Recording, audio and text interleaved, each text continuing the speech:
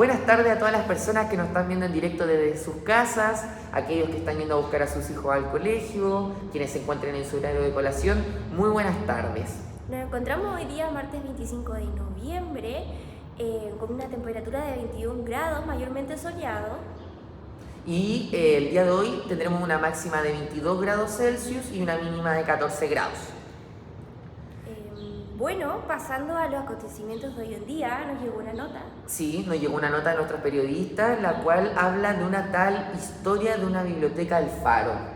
La verdad se ve bien interesante. Así que se las vamos a presentar para que vean y juzguen ustedes mismos qué es lo importante que podemos sacar de esta nota. En la ciudad de Iquique existe una antigua biblioteca comunitaria llamada El Faro, fundada informalmente por vecinos hace más de 30 años. Durante décadas funcionó sin reconocimiento legal, pero con aportes voluntarios y trabajo solidario. Los administradores decidieron formalizar la biblioteca y constituyeron una corporación sin fines de lucro, denominada Corporación Cultural Biblioteca El Faro, inscrita correctamente en el registro de personas jurídicas sin fines de lucro y publicada según exige la ley. La biblioteca comenzó a contratar personal, recibir aportes estatales y celebrar contratos de compraventa de libros. La corporación contrató a Matías Rojas, bibliotecario de 25 años, con contrato indefinido. Él, mediante su cédula nacional de identidad, pudo celebrar dicho contrato. Su tío abuelo, Hernán de 95 años, fue declarado interdicto por demencia senil, nombrando a su hija como curadora. Él había manifestado querer donar unos libros, pero la curadora sostuvo que la donación no se podía ejecutar. La corporación El Faro enfrentó problemas financieros con un proveedor, el cual los demandó solicitando su disolución y liquidación por insolvencia. En medio del juicio, la biblioteca recibió una gran donación estatal que le permitió pagar la deuda. Sin embargo, durante el mismo periodo de tiempo, Matías sufrió un accidente automovilístico y falleció en septiembre de 2025. Al momento de su muerte, mantenía bienes y deudas pendientes. Bueno, personas que están en su casa, que ya pudimos analizar esta nota que nos tenía preparada una de nuestras periodistas. Considero que hay cosas súper importantes que podríamos sacar de esta nota. Un tema bastante importante, la verdad. Sí, así que analicemos qué tal esta nota. Mira, primer tema, inicio y fin de la personalidad natural. Vicente, ¿cuándo comenzó y terminó la personalidad jurídica de Matías? Bueno, en virtud que del artículo 74 del Código Civil es que comienza la existencia legal de Matías, ya, la cual inicia con su nacimiento y termina con su muerte. Ahora, la cual se efectúa en septiembre del 2025 y es la cual termina con su fallecimiento. Claro. Ali, cuéntame, ¿qué efectos produce el fallecimiento respecto de sus derechos y obligaciones, como por ejemplo su herencia, sus deudas, sus contratos? Bueno, entendemos que al morir Matías se abre sucesión de todo su patrimonio, bienes, derechos, deudas, en virtud del artículo 955 del Código Civil. Al mismo tiempo se conceden las asignaciones hereditarias o testamentarias, salvo que fueran condicionales, en virtud del artículo 956 del Código Civil. Por otro lado, damos por hecho que finaliza todo contrato que Matías haya celebrado en vida. Ahora, de lo que tú me estás hablando respecto a sus deudas, como por ejemplo su crédito educativo, sabemos que, decía la nota, tenía un crédito educativo, sabemos bien que este no se extingue, sino que van a ser pagadas con los bienes de la herencia y en consecuencia los herederos no pagan con su propio patrimonio, salvo que acepten la herencia pura y simple, ¿cierto? Sí. También, por ejemplo, su contrato de trabajo con la Corporación El Faro respecto de sus deudas. Sí, también, es cierto. Bueno, y respecto a la capacidad de interdicción, ¿qué podemos decir de eso? Bueno, primero tendríamos que irnos a los atributos de la personalidad. Si recuerdas, tenemos un atributo que era la capacidad, que en un principio esta capacidad la podemos definir como esta aptitud legal que tiene una persona para adquirir derechos y contraer obligaciones. ¿ya? Pero sabemos que esta capacidad se clasificaba en capacidad de goce y capacidad de ejercicio. La capacidad de goce la podemos definir como esta aptitud legal para que una persona, tiene de adquirir derechos y contraer obligaciones. Y por otro lado teníamos esta capacidad de ejercicio que en regla general en un principio todas las personas tenemos capacidad de ejercicio, ¿ya? Solo que la excepción es que hay personas que la tienen, o sea que no la tienen, o la tienen limitada. Ahí encontramos lo que son las incapacidades, ¿no es cierto? Sí. ¿Tú te acuerdas de las incapacidades? Sí, y dentro de estas incapacidades tenemos una distinción que es la incapacidad de absoluta y relativa, hablando de las absolutas, que son personas que no pueden gestionar el derecho, y las relativas, que son aquellas que por alguna razón, por ejemplo, soy menor de edad y actúo representado ante el derecho. Y también la capacidad especial, pero no vamos a entrar en mayor detalle, pero esas son mayormente las capacidades que habla nuestro código. Ali, ahora respecto de la nota al señor Hernán particularmente, ¿cómo afecta la sentencia de la interdicción de la capacidad jurídica del señor Hernán? Buena pregunta, Vicente. En el caso particular del señor Hernán, entendemos que éste mantendrá su capacidad de goce, pero pierde su capacidad de ejercicio para poder efectuar cualquier acto jurídico o contrato, como lo vemos. Y en caso de querer llevar a cabo cualquier acto patrimonial, lo debe de realizar en su representación su curadora y solo dentro de los límites legales. ¿Sabes qué también me parece así como interesante? Si puede realizar la donación después de la interdicción. ¿Por qué? Si es que en el caso que sí.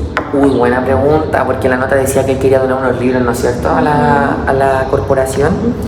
Bueno, la verdad es que no podría, porque los representantes no pueden donar bienes de los representados, ya que la donación es un acto de liberalidad, es un acto de disposición, no de mera administración, ¿ya? Porque ya que perjudica potencialmente el patrimonio del representado. Entonces el representante carece de facultades para realizar actos que podrían empobrecer al jurado, al señor Hernán. Es decir, aunque el señor Hernán quisiera donar esos libros a la corporación, para que esa donación fuera válida, debía de concretarse antes de la interdicción, antes de que el juez dictara sentencia de que lo declaraba interdicto. Tienes razón. Muchas razón. Sí. No era tan como nosotros creíamos. Bueno, Ali, ¿sabes qué estaba pensando? Y creo que algo súper importante es el tema de la corporación, respecto a su personalidad jurídica. ¿Verdad? Sí. Ahora, yo te pregunto a ti, ¿cómo adquirió la personalidad jurídica la corporación El Faro, la biblioteca El Faro? Bueno, la personalidad jurídica se adquiere desde su inscripción en el Registro Nacional de Personas Jurídicas sin fines de lucro, realizada por el Servicio de Registro Civil e Identificación, en este caso. En el año 2024 creo que mencionan es que los administradores constituyeron formalmente la Corporación Cultural Biblioteca El Faro y la inscribieron correctamente. Bueno, y ahora yo te pregunto a ti, que me parece interesante también saber, ¿puede la corporación celebrar contratos, ser parte en juicio y asumir obligaciones? Muy buena pregunta. Pero en virtud de nuestro artículo 545 del Código Civil, la persona jurídica es un ente ficticio capaz de contraer y ejercer derechos y obligaciones civiles y de ser representada judicialmente y extrajudicialmente. O sea, la corporación es esta persona jurídica, sí, que se puede representar y puede ejercer y contraer derechos y obligaciones civiles. Bueno, y ahora hablando sobre el fin de la persona jurídica, que yo creo que es bastante importante, ¿qué hechos podrían llevar a la disolución de la corporación? Uy, tienes razón, buena pregunta, algo bien importante esto de la disolución de las corporaciones, como qué hechos se reúnen como para que se disuelva. Bueno, tenemos que saber que en virtud del artículo 559 de nuestro Código Civil es que se establecen las causales de disolución de las corporaciones, ¿ya? Una de ellas es la sentencia judicial ejecutoriada en caso de infringir gravemente sus estatutos, ¿ya? Ahora, motivos o hechos los cuales implican esta sentencia son el haber realizado íntegramente su fin, hacerse imposible la realización del fin de la corporación y también estar prohibida por la Constitución o la ley, ¿ya?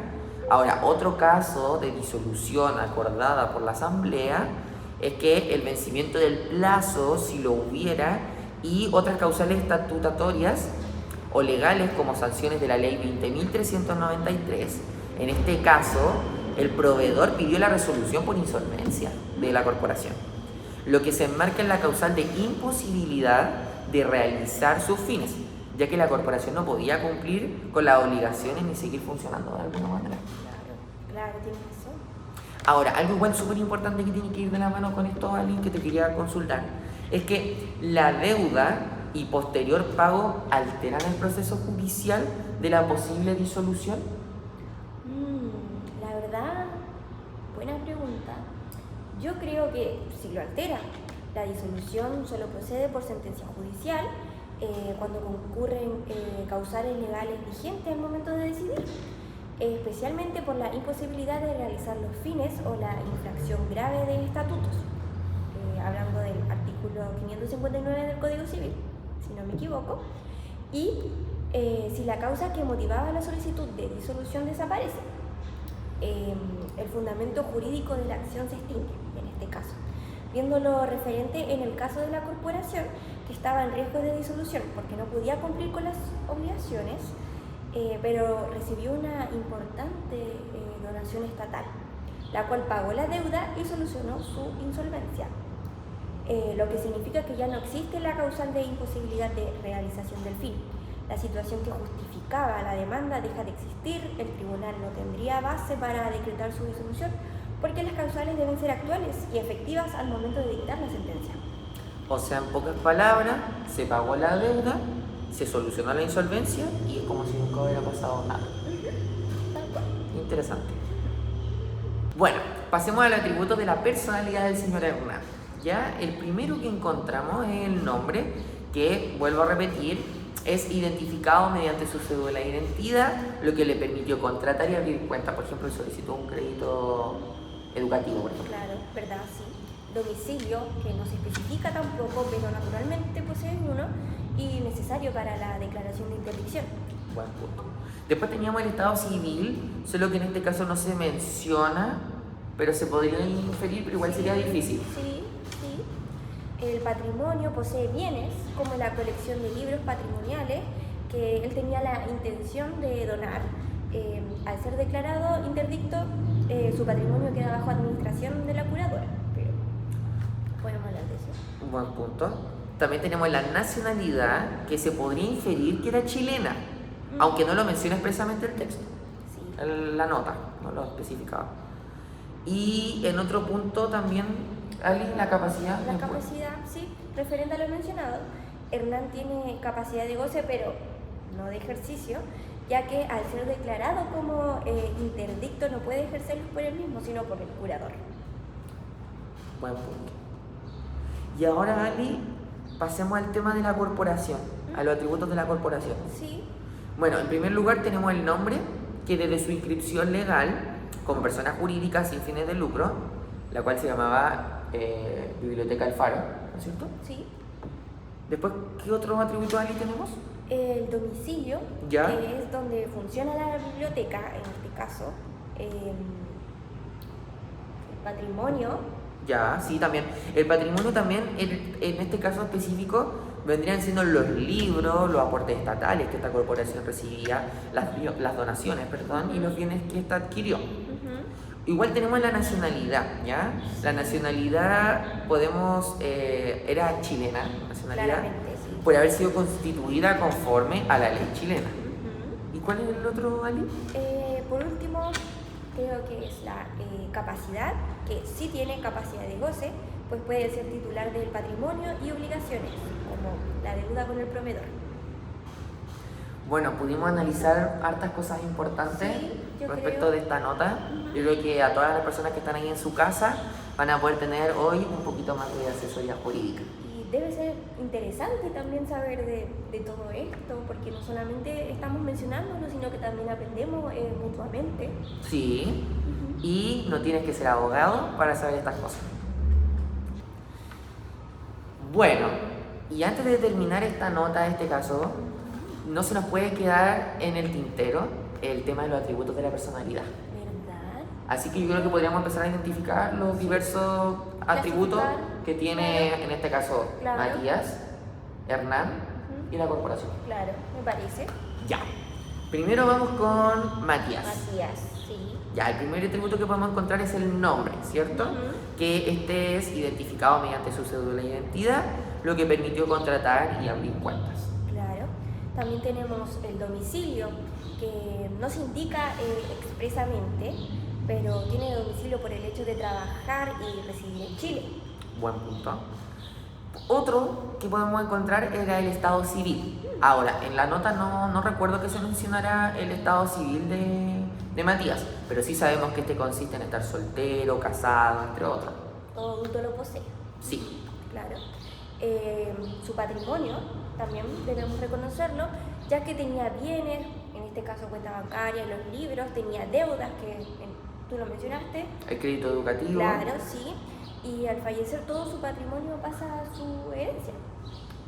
¿Verdad? Bueno, otro atributo era la nacionalidad, que esta se puede entender mediante lo mencionado en el texto, que la nacionalidad era chilena ya que trabajaba y vivía en Chile. Claro, sí. Tiene harta relación también. Y su capacidad, al ser una persona natural, posee la capacidad de goce y la capacidad de ejercicio. Buenas tardes a todos nuestros televidentes que nos están viendo desde sus casas. Bueno, deben estar durmiendo su siesta, tomando su tecito. Les traemos otro caso, pero muy diferente de la mañana. Y más, yo creo que interesante. Sí, es cierto, este lo podemos acercar quizá mucho más a nuestra vida cotidiana que nos podría quizá pasar, ¿ya? La temática de este caso trata de una mujer que queda embarazada dentro de su matrimonio. Nace esta niña que se llama Amelia. En consecuencia, se realiza una presunción legal, la cual declara ser hija de Raúl, su marido, pero luego la familia de otro hombre llamado Tomás exige una prueba biológica y derechos hereditarios, así como lo es. Vamos con la siguiente nota. Eres el amor de mi vida, no sé qué haría sin ti. ¡Oh, Raúl! ¿Quieres hacerme el cordero más feliz de toda la granja? ¡Sí! En la ciudad de Antofagasta, Carolina Pérez y Raúl Cifuentes contrajeron matrimonio civil en marzo de 2022. 2 años después dejaron de convivir, pero no hubo divorcio. ¿Y esos vecinos peleaban mucho? Joder, ¿sabes qué? Pasó mucho tiempo, pero siempre peleaban. Todos los sábados el chiquillo venía todo ebrio. O sea, todos los sábados el hombre llegaba borracho a golpear a la mujer. No sé si ¿No? golpear, pero sí peleaban. Una pelea de gatos en realidad. Parecía pelea de gatos en techo. Nosotros somos gente civilizada, no sé por qué tanta discusión en esta civilización. Luchamos tanto por nuestros derechos y ahora estas peleas que hay. No sé, pero siempre peleaban. Ok, muchas gracias. ¿Y esos vecinos peleaban mucho, disculpe? Sí, peleaban demasiado. La loca era demasiado pelada, siempre andaba con un loquito. Chuta. Sí, últimamente parece que está con uno nuevo. Oh, ¿será verdad o es lo que usted cree? Es lo que yo creo. En septiembre de 2024, Carolina comenzó una nueva relación con Tomás Aguilera, sin haber realizado formalidades legales respecto a su matrimonio anterior. Señorita Carolina, ¿han llegado los resultados? ¿Y usted está embarazada? ¡Estamos embarazados!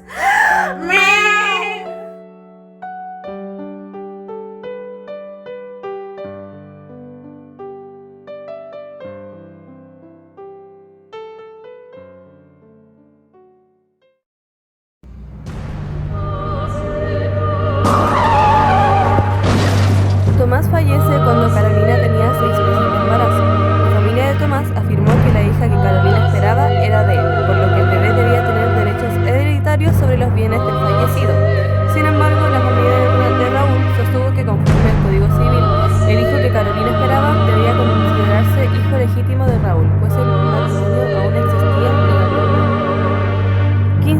julio de 2025, Amelia nace, hija de Carolina. Al momento de la inscripción, el oficial del registro civil aplicó la presunción legal establecida en el Código Civil. La niña fue inscrita como hija de Carolina y Raúl por ser el marido vigente al momento del nacimiento. La familia de Tomás demanda solicitando que se reconozca la paternidad de Tomás sobre Amelia mediante una prueba de ADN, mientras que Raúl sostiene que él no es el padre biológico y está dispuesto a impugnar la filiación. Bueno, luego de analizar esta nota con nuestro periodista, yo creo que es bastante así importante opinar un poco sobre lo que nos contaron, la verdad. Sí, yo creo que podríamos analizar la situación y hacernos unas preguntas Sí, un para igual a análisis. ustedes contarla allá en la casa Claro. y interiorizarlo en el tema. Quizá algunos quedaron con algunas dudas. Bueno, tenemos primero la presunción legal de la existencia natural. ¿Desde cuándo el ordenamiento jurídico chileno reconoce la existencia legal al ser humano que aún no ha nacido? Bueno, si nos vamos a nuestro Código Civil, en virtud del artículo 74 nos dice la existencia legal de toda persona principia al nacer. O sea, sin embargo, cabe destacar que según el artículo también 75 del Código Civil, nos dice la ley protege la existencia del no nacido siempre que se crea que de algún modo peligra, ¿ya? Ahora también hay otro artículo que es el 19, numeral primero, inciso segundo de la Constitución Política de la República Chilena. Nos dice la ley protege la vida del que está por nacer. O sea, tenemos esta serie de disposiciones y normas que protegen la existencia del que está por nacer. Claro, y también el ordenamiento jurídico chileno reconoce la existencia legal al momento del nacimiento. Eso es lo que nos quiere decir. Y además ofrece los mecanismos necesarios para proteger al que aún no ha nacido. O sea, el bebé está respaldado por todas partes, prácticamente. Prácticamente sí. Ahora, una pregunta, Ali. ¿Podría Amelia haber heredado de Tomás si nace muerta? Buena pregunta, bastante buena pregunta. Yo creo que no podría haber heredado de Tomás en el caso de que hubiera nacido muerta, digamos, ya que al nacer sin vida se reputará no haber existido jamás, y en cuyo caso el modo de adquirir habría de ser redirigido a Carolina. Ahora, en lo que dice el artículo 74, inciso segundo del Código Civil, dice, y cito textual, la criatura que muere en el vientre materno o que perece antes que estar completamente separada de su madre o que no haya sobrevivido un momento siquiera, se reputará no haber existido jamás. Ahí lo dice claramente.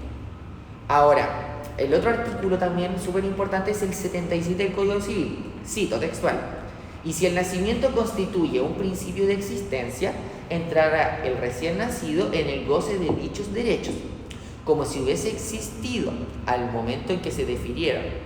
Ahora, en el caso del artículo 74, inciso segundo, pasarán estos derechos a otras personas, como si la criatura no hubiera existido jamás. Así como dice el artículo. Claramente. Ahora, Ali consulta. ¿Por qué el registro civil inscribió a Amelia como hija de Raúl y no de Tomás? ¿Me podrías contestar esa pregunta? Claro, el registro civil inscribió a Amelia como hija de Raúl, porque según el artículo 184 del Código Civil, citó que tratándose de cónyuges de distintos sexos se presumen hijos de marido los nacidos después de la celebración del matrimonio. Y, como se muestra en el caso, evidentemente, ellos no han disuelto su matrimonio según lo establecido en el Código Civil. Buen punto, buen punto. Este artículo 184 es súper clave. De hecho, donde dice tratándose de cónyuges de distintos sexos, ese artículo tuvo una modificación, si no me equivoco. Por si acaso. Sí. Tienes razón. Ahora, otra pregunta, yo creo que ¿es una presunción absoluta o admite prueba en contrario? Bueno, no es una presunción absoluta. Y si puede admitir prueba en contrario según el artículo 212 del Código Civil, que habla respecto sobre que la filiación de la paternidad concebida dentro del matrimonio puede ser impugnada por el marido dentro de los 180 días siguientes al que tuvo conocimiento del parto, o dentro del plazo de un año contando desde la misma fecha, y si es que prueba en que la época del parto se encontraba separado de hecho de la mujer. ¿Verdad? Pero ¿alguien me puedes contar esto del artículo 216? Es algo creo súper importante. Sí, el artículo 216 del Código Civil nos dice que la paternidad determinada por el reconocimiento podrá ser impugnada por el propio hijo dentro del plazo de 2 años contando desde que se supo de ese reconocimiento. Si el hijo fuese incapaz, esta acción se ejercerá conforme a las reglas previstas en el artículo 214. Eso nos dice el artículo 216 del Código Civil. Bueno, yo creo que esto es algo súper importante porque a veces uno en la casa no sabe respecto a la presunción de paternidad. Como bien me contaba una profesora el otro día en clases, nos decía que una vez que uno presume, o sea, una vez que uno dice ser papá, de reconocer a un hijo, tú ya no puedes renunciar a esa paternidad. O sea, tú... Sí, porque bueno, está la excepción de que otro llega a reclamarla, pero bueno, eso en nuestro país es súper fuera de lo común Complicado. y también. complicado. Pero estuvo muy interesante este caso. Bueno, sigan viendo nuestros televidentes para que puedan informarse respecto a nuestros casos jurídicos y también puedan aprender junto a nosotros. Muchas gracias por